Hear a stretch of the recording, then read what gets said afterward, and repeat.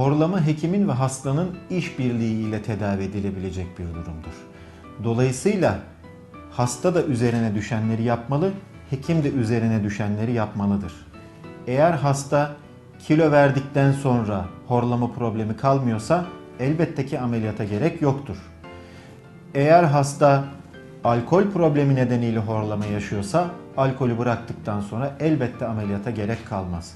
Ancak hasta horlamaya neden olan her türlü faktörü ortadan kaldırdı ise, kilo verdiyse, sigarayı bıraktıysa, alkolü bıraktıysa, horlamayı azaltmaya yönelik belli bir uyku pozisyonunda uyuyorsa ve ona rağmen hala horlama devam ediyorsa bu artık hekim tarafından giderilmesi gereken bir durumdur. Bunun da iki yöntemi vardır. Bunlardan bir tanesi ameliyat yöntemidir. Horlama sırasında titreşen dokuların veya horlamaya neden olan problemin ortadan kaldırılması. İkinci yöntemde bir takım aletlerle çenenin ve dilin öne doğru çekilmesidir. Bu durumda ameliyat elbette gereksizdir ama sonuçta bu bir hekim tarafından uygulanan bir yöntemdir.